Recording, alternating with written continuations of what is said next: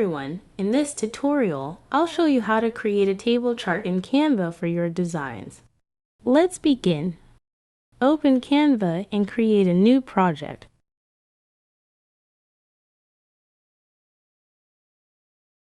Navigate to the Elements tab on the left side of the screen.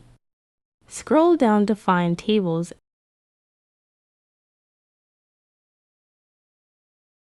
and click on See All to explore different table styles.